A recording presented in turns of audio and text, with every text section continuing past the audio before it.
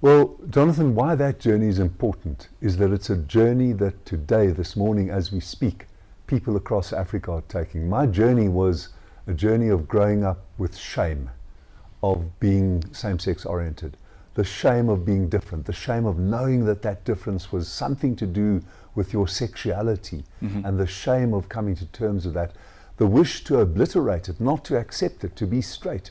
So we grow up as LGBTI people in a heavily homophobic world, and we spend the rest of our lives dealing with that. The question is how. So I came to terms with it just before I was 30, and I decided to speak out about being a proudly gay man. I decided to campaign for it politically as well, and I helped, mind you, with others. I cannot take any sole credit by any means for what we achieved with the South African Constitution. But at the time I came out, we were still being persecuted in South Africa. Police raids, raids on gay venues, people being trapped into solicitation, mostly men. Women were also being attacked and shamed. And in 1987, the apartheid government actually had a parliamentary committee to explore making heavier the criminal penalties against LGBTI people. Now, that history, as I said, is important because across Africa, on our borders, Lesotho, Botswana's just had a High Court judgment, which I understand is being appealed, which has struck down the criminal prohibitions. Namibia, Zimbabwe, Mozambique has abolished it. But across the rest of Africa, there's still the hatred, the shame, the repression, and too often the violence. Violence against lesbians, violence against transgender people, violence against gay men, imprisonment, prison sentences, whole rooms of people being arrested in Egypt. So the spirit of hatred, repression, violence and persecution lives across Africa, and that is why I still speak out about this so vigorously.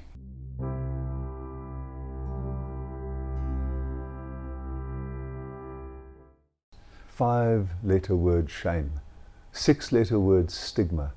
Stigma is the externalization of shame. It's discrimination, it's rejection, it's ostracism, it's social partitioning, branding people. She slept around, she's a sex worker, he was unfaithful, or he did the wrong, he's gay, or she's lesbian, whatever it is. That's stigma. But the internalization of stigma is even more powerful. I know from what you've said to me that you and I agree on that.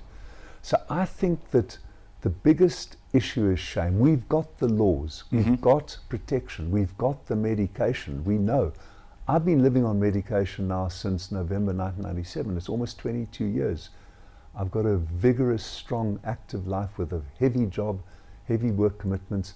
I managed to fulfill them with joy and with friendships and a home life because of medication.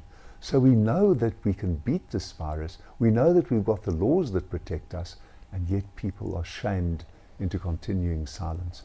That's the reason.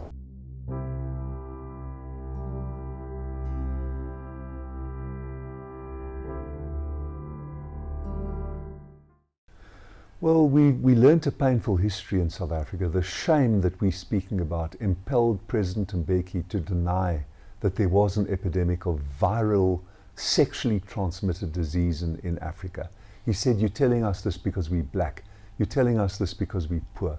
It was a terrible mistake. It had nothing to do with poverty or blackness, because in West Africa, we don't have an epidemic. So it's got nothing to do with blackness or how black people have sex.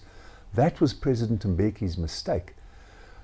After President Mbeki left, we got a period of governmental openness, a very vigorous, outspoken health minister, Dr. Aaron Motsoaledi. We got a good national rollout. We got good support from the United States, from PEPFAR. We got good support from the drug companies. So we have a very effective national program. 3.5 million people like me are on the ARVs, but still there are another 3.5 million people who aren't. So I think we have no reason for self-congratulation, no reason for self-satisfaction. We've still got too far to go to get people tested, to get them onto treatment, to get them counseling, and to stop the shame and to stop the stigma.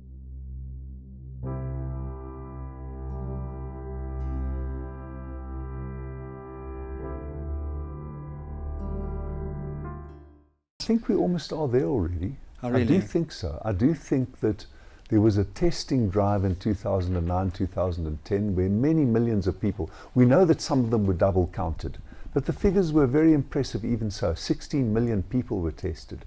And of course we need to replicate that almost every year. Sexually active people should be tested every year. So I think we're almost there. But healthcare workers are still stigmatizing people to some extent. I think most healthcare workers are very accepting, very realistic about it. They've got it in their own families, they've got it in their own profession. Everyone's got it in their own families and their own profession. But still, we have to normalize testing, normalize AIDS.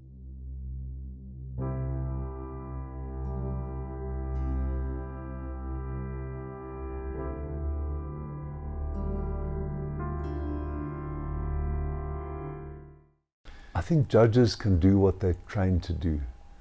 When you apply the law, there are two things, rationality and logic, and then there's a further thing, fairness and justice. Mm-hmm. Those are the criteria of the law. When you get a contract, when you get a criminal case, you say fairness. This person may be guilty, but I'm going to give him a chance to explain himself, to be defended.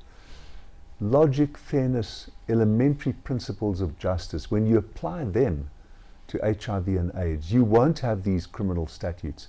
The Colombia Constitutional Court has just struck down the statute criminalizing it on these very premises, that it's irrational, unfair, and stigmatizing. So I ask all my fellow judges and lawyers everywhere in the world to do what you do every day in your courtroom. Apply elementary logic. When a criminal tells you a bad story and says, I was at place X when he or she was seen at place Y, you apply logic and say, you couldn't have been there. I've got to determine who's telling the truth and who's lying. Apply the same logic to HIV and AIDS. Apply the same rationality, the same basic principles of justice and fairness, and we will not have discrimination. We will not have persecution.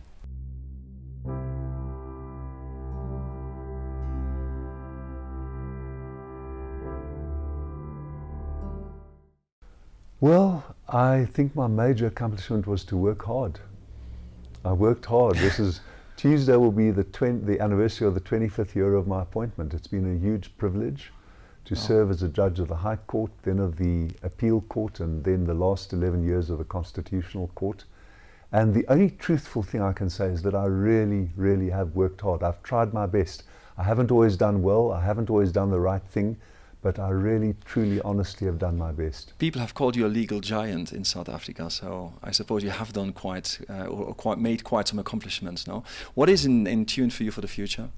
I hope to stay busy. I hope to stay busy with advocacy work in AIDS and HIV, LGBTI, rule of law, constitutionalism. There's a lot of work to do.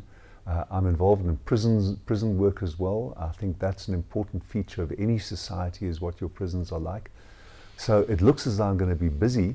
At the moment, I fear as though I'm going to be busier than I am as a Constitutional Court judge. Okay, Judge Cameron, thank you very much for your participation.